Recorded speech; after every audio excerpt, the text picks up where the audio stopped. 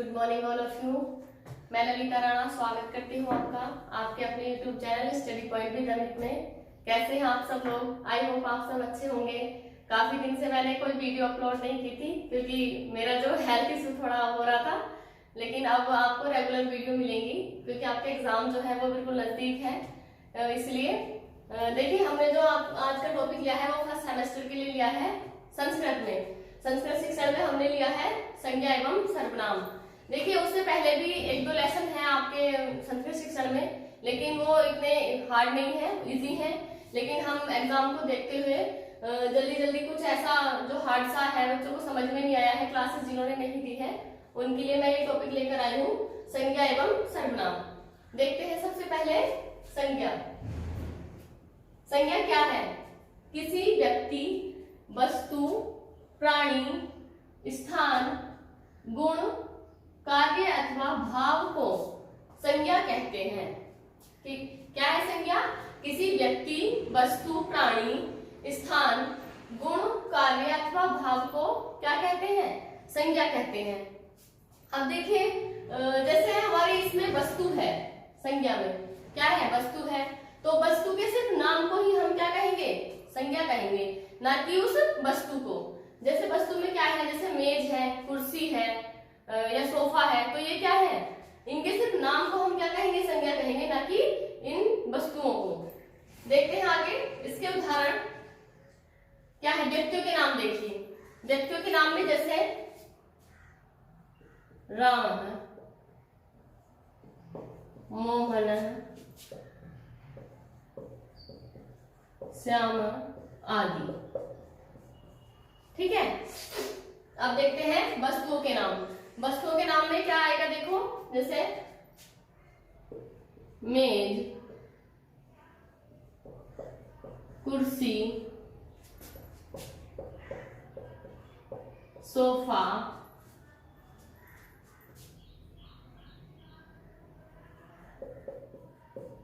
आदि।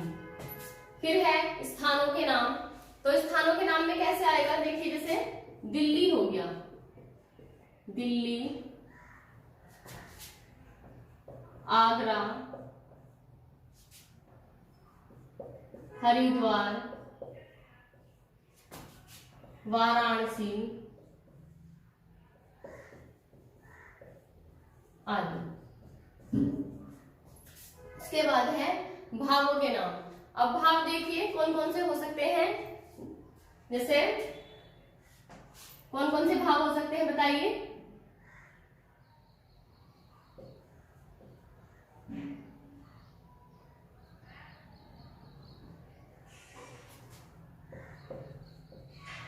सुंदरता,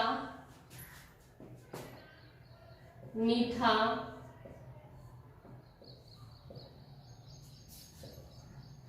कड़वा आदि। इसको हम क्या रखेंगे? जो हमारे गुण और भाव है इनको हम एक ही संज्ञा में रख लेंगे, यानी कि सुंदरता, मीठा, कड़वा आदि। और देखिए इसमें जैसे कि हमारे ये थे प्राणी थे, तो प्राणी हम जैसे ये हो गया, इसी में हम ऐड कर लेते हैं प्राणी भी। जैसे मच्छर हो गया या कॉकरोच हो गया, तो ये क्या है? ये प्राणी है। क्यों? क्योंकि ये श्वसन क्रिया करते हैं, सांस लेते हैं। अब आगे चलते हैं हम। आगे हमारा क्या है? संज्ञा के भेद हम पढ़ेंगे।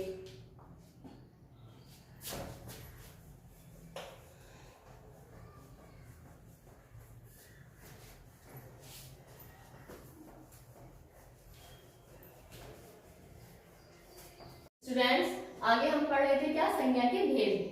देखिए, संज्ञा के जो भेद होते हैं वो तीन होते हैं। कौन कौन से? व्यक्तिवाचक संज्ञा, जातिवाचक संज्ञा, भाववाचक संज्ञा। अब देखिए, व्यक्तिवाचक संज्ञा क्या होती है? व्यक्तिवाचक संज्ञा जो शब्द किसी विशेष प्राणी व भाव का बोध कराते हैं, व्यक्तिवाचक संज्ञा कहलाते हैं। या इसको हम एक दूसरी परिभाषा भी है, हम इसको ऐसे लिख सकते हैं कि जिन शब्दों में किसी एक प्राणी या एक स्थान का मतलब क्या होता है? बोध होता है, तो वो भी क्या होती है? हमारी व्यक्तिवाचक संज्ञा होती है।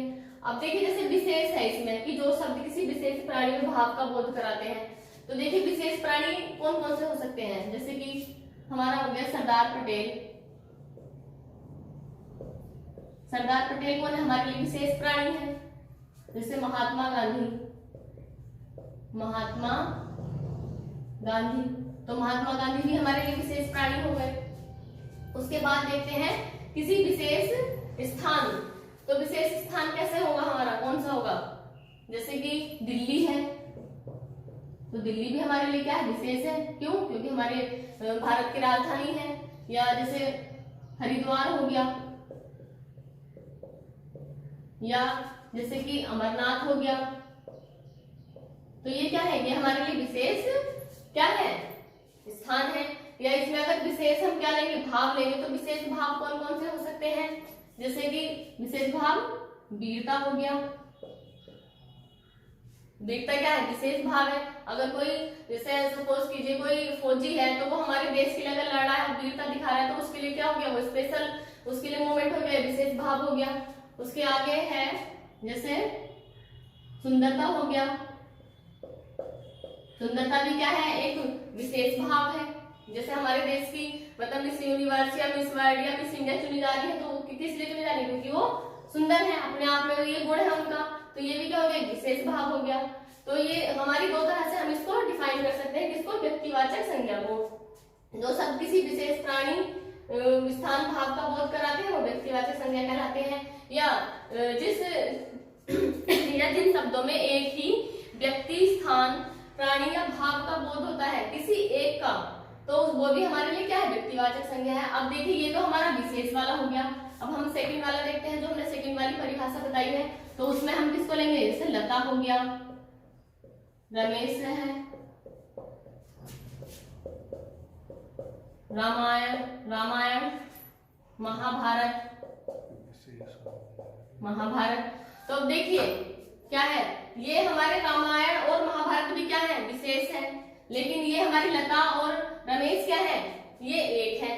तो हमने इन दोनों क्योंकि हमने दो परिभाषा दी है और हमने इनको क्या रखा है, इसी में रखा है कि सिर्फ व्यक्तिवाचक संज्ञा में। लेकिन जैसे आपका एग्जाम होगा, अगर एग्जाम में आया कि वाल्मीकि क्या थे, रामायण के रचयिता है, आपका एग्जाम में पूछा जाएगा कि वाल्मीकि जो है वो रामायण के रचयिता है, तो उसमें आपसे ये पूछा जाएगा कि इसमें व्यक्तिवाचक संज्ञा कौन सी है। तो आप कैसे पहचान करोगे कि इसमें व्यक्तिवाचक संज्ञा कौन सी है। तो जो अगर उसमें रामायण दिया हुआ है कि कौन है, वाल्मीकि ने लिखी है रामायण, तो आप रामायण पर टिक करोगी, रामायण जो है वो व्यक्तिवाचक संज्ञा है। क्यों, क्योंकि ये विशेष है, क्या है, विशेष है, ग्रंथ है हमारा, रामायण जो है वाल्मीकि ने लिखा है। अगर उसमें आ जाए कि रमेश ने खाना खाया, तो अगर पूछा जाए कि इसमें इस वाले वाक्य में व्यक्तिवाचक संज्ञा कौन सी है, तो पता है आपको कि एक व्यक्ति का जिक्र हो, रमेश ने खाना खाया, तो रमेश क्या है, उसमें व्यक्तिवाचक संज्ञा हो गया।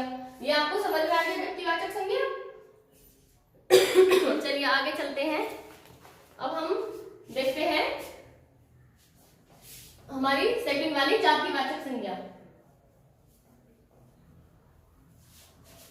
अब देखिए जातिवाचक संज्ञा क्या है।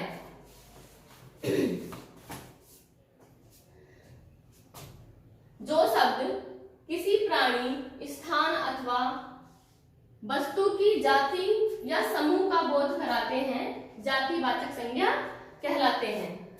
क्या है जातिवाचक, मतलब जो शब्द किसी प्राणी, स्थान अथवा वस्तु की जाति या समूह का बोध कराते हैं, वो क्या कहलाते हैं, जातिवाचक संज्ञा कहलाते हैं। अब देखिए कैसे होगा, क्या लेते हैं हम, पहले प्राणी लेते हैं। तो प्राणी में जैसे प्राणी में तो क्या आ जाएगा, मनुष्य भी आ जाएगा, और जो हमारे जो श्वास ले रहे हैं जितने भी जैसे पशु है, पक्षी है, वो सब हमारे किसमें आ जाएंगे, प्राणी में, क्योंकि श्वसन क्रिया हो रही है। तो सबसे पहले हम लेते हैं पशु को।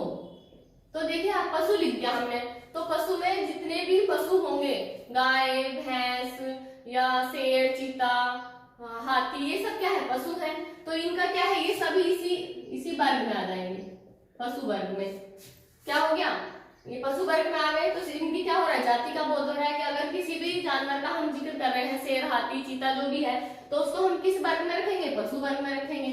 उसके बाद है हमारा वस्तु। अब वस्तु जैसे कि मेज, कुर्सी, पंखा, साइकिल, ये पेन हो गया, कॉपी हो गई, तो ये क्या है, सब वस्तु है। तो वस्तु ये सब किस में आ जाएंगे, इनका एक ही समूह हो जाएगा, किस में आएंगी, वस्तु में आएंगी। हम किसी भी चीज का जिक्र करेंगे तो उनको हम क्या बोलेंगे, वस्तु। क्यों, क्योंकि निर्जीव है, सांस नहीं लेती है।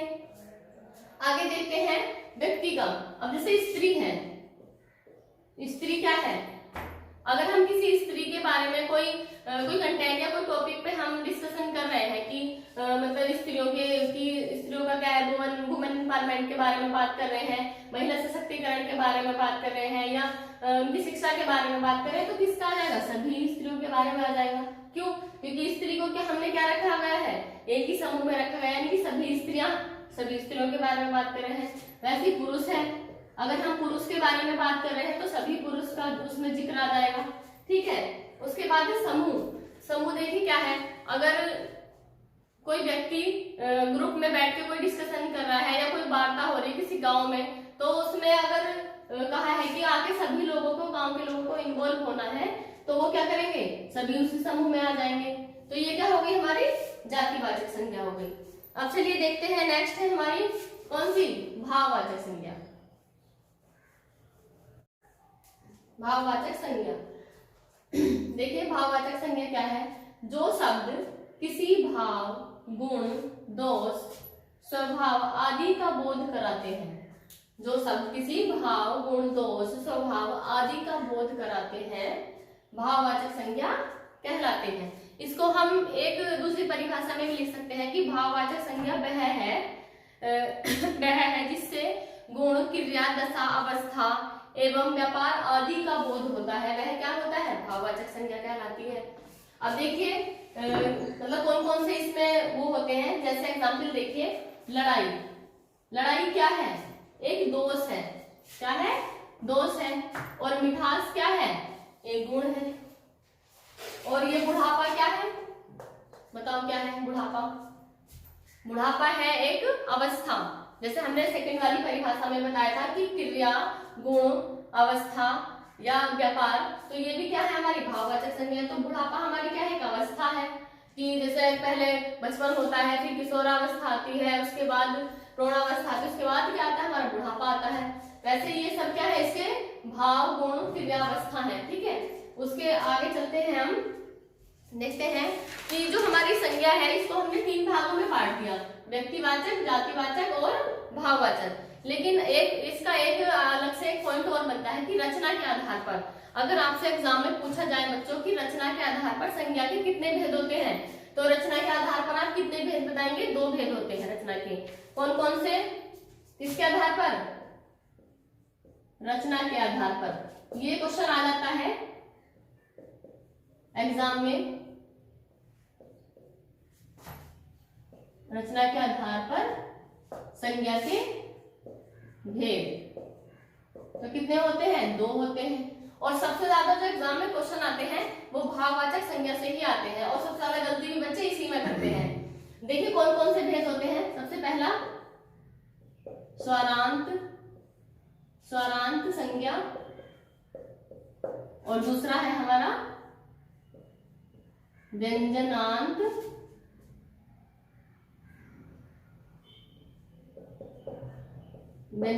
संज्ञा। ये होते हैं किसके, रचना के आधार पर।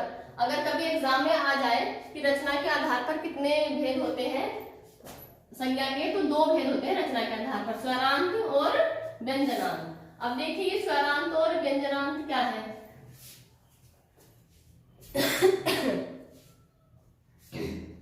देखिए स्वरांत संज्ञा क्या होती है, स्वरांत संज्ञा वह होती है जिसके अंत में कोई स्वर होता है, जिसके अंत में कोई स्वर होता है। देखिए यहां देख लेते हैं, स्वरांत संज्ञा, स्वरांत संज्ञा वह होती है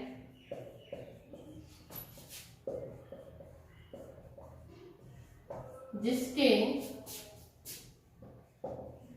अंत में कोई स्वर होता है।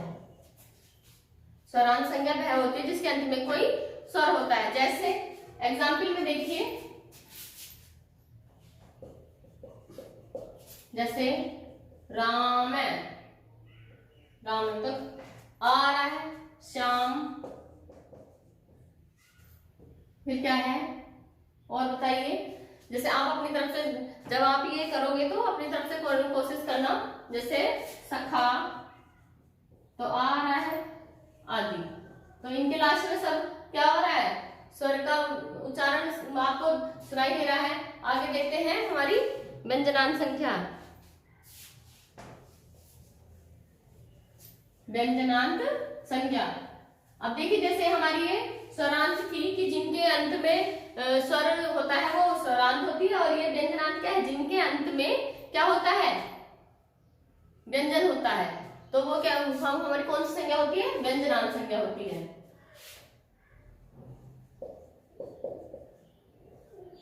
व्यंजनांत संज्ञा।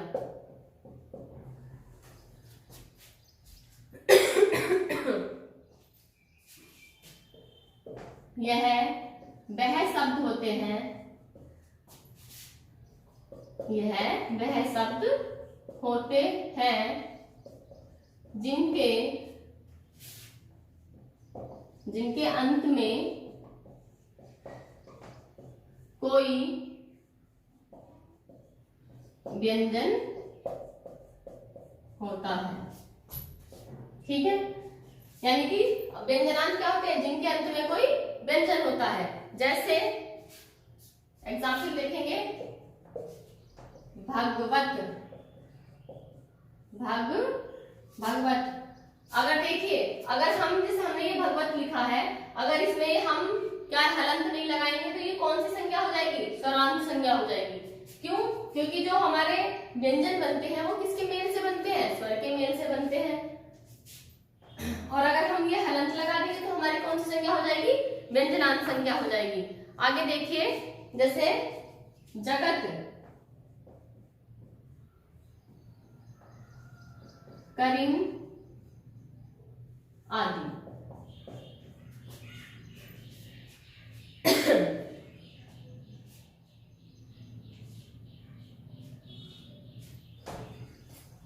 इतना समझ में आ गया कि अगर व्यंजनांत संज्ञा है और अगर हमने उसमें हलंत लगा हुआ है तो ही वो व्यंजनांत है, अगर हलंत नहीं है तो वो क्या है, स्वरांत संज्ञा है। अब चलते हैं हम आगे, देखते हैं सर्वनाम। सर्वनाम, सर्वनाम क्या होते हैं, देखिए जो संज्ञा के स्थान पर प्रयुक्त होते हैं उसे हम क्या कहते हैं, सर्वनाम कहते हैं। देखिए एक परिभाषा अगर आपको एग्जाम में लिखने को आ जाए कि सर्वनाम को परिभाषित कीजिए या सर्वनाम की कोई एक परिभाषा लिखिए, तो कैसे लिखेंगे कि संज्ञा के स्थान पर जो शब्द प्रयुक्त होते हैं उसे क्या कहते हैं, सर्वनाम कहते हैं। या फिर दूसरी डेफिनेशन आप ये वाली लिख सकते हैं कि सर्वनाम दो शब्दों से मिलकर बना है, सर्व प्लस नाम, जिसमें सर्व का अर्थ है सब या सभी और नाम का अर्थ है संज्ञा। देखिए आगे, इस प्रकार वे शब्द जो सभी संज्ञाओं के बदले पूर्वापर संबंध के साथ प्रयुक्त होते हैं सर्वनाम कहलाते हैं। अब देखिए आप ये सोच रहे होंगे कि ये पूर्वापर क्या है, सोच रहे होंगे ना कि ये पूर्वापर क्या है। ये तो हमें समझ में नहीं आया कि चलो इतना तो समझ में आ गया कि संज्ञा के स्थान पर जो शब्द प्रयुक्त हो रहे हैं वो सर्वनाम है। यह सर्वनाम दो शब्दों से मिलकर बना है, सर्व प्लस नाम, और जिसमें सर्व का अर्थ है सब या सभी और नाम का अर्थ है संज्ञा। यहाँ तक समझ में आ गया, दोनों डेफिनेशन हो गई यहाँ तक। अब आगे है ये वाली जो लाइन है इसको आप ध्यान से देखिए। इस प्रकार वे शब्द जो सभी संज्ञाओं के बदले पूर्वापर संबंध के साथ प्रयुक्त होते हैं सर्वनाम कहलाते हैं। देखिए उसके लिए आप पहले एक एग्जाम्पल देखिए, राम है दशरथस्य पुत्र आसीत। क्या है ये कि राम है दशरथस्य पुत्र आसीत, राम दशरथ के पुत्र थे। राम क्या थे, दशरथ के पुत्र थे। उसके बाद है हमें राम के ऊपर से एक निबंध लिखना है। आपको एग्जाम में आ जाए कि राम के ऊपर 10 लाइनें लिखिए या कोई एक निबंध लिखिए, तो जब आप वो निबंध लिखोगे तो क्या बार बार उस निबंध में राम राम लिखते रहोगे कि राम महान राजा थे, राम योगेश्वर थे, राम सीता के पति थे, राम के 4 भाई थे। तो ये जब आप राम राम बार बार रिपीट करोगे तो क्या आपका जो कंटेंट है, जो निबंध आपका है, तो वो थोड़ा अजीब नहीं लगेगा? तो इसलिए ये क्या है, राम क्या है, संज्ञा है, और संज्ञा के स्थान पर जो हम प्रयुक्त करेंगे वो क्या है, हमारा सर्वनाम है। तो जैसे हम ये बार बार राम का मतलब नहीं लिख के हम इसके स्थान पर क्या कर लेंगे, सह। सह मीन्स क्या होता है, वह, कि वह महान योगी या योगेश्वर थे। क्या हो गया, वह महान योगी थे या योगेश्वर थे। यानी कि जैसे हमने लिखा कि राम क्या थे, दशरथ के पुत्र थे, अब हम यहाँ लिखते कि राम महान योगेश्वर थे, तो कितना अजीब लगता है। यानी कि ये हमारी संज्ञा हो गया, संज्ञा के स्थान पर जो प्रयुक्त हो रहा है वो क्या है, सर्वनाम है। यानी कि सह महान योगेश्वर है आसीत, वह महान योगी थे या योगेश्वर थे। अब देखिए ये जो पूर्व पर था, अब चलते हैं हम इसकी ओर कि ये पूर्व पर क्या है। राम जो है, जैसे हमने लिखा राम है, तो राम है क्या है, हमारा पूर्व है, और ये हमारा जो हमने सह लिखा है बाद में, ये क्या है, पर है, यानी कि बाद में। यानी कि पहले तो हमने क्या किया, राम लिखा, और उसके बाद जो हमने प्रयुक्त किया वो सह किया, यानी कि पूर्व पर संबंध के स्थान पर प्रयुक्त होने वाला। इसको हमने पूर्व को हमने दो भागों में बांट दिया, पूर्व मतलब पहले और पर मतलब बाद में, ठीक है। पूर्व पर यानी कि इसको हमने दो भागों में बांट दिया, पूर्व यानी कि पहले, और पर जो है हमारा ये, इसको हमने कर लिया बाद में। यानी कि पहले तो हमने क्या किया, राम प्रयुक्त किया, और उसके बाद हमने ये सह प्रयुक्त किया, तो ये हो गया हमारा बाद में। अब चलिए आगे चलते हैं, हम सर्वनाम के भेद पर, कि सर्वनाम के भेद कौन कौन से हैं।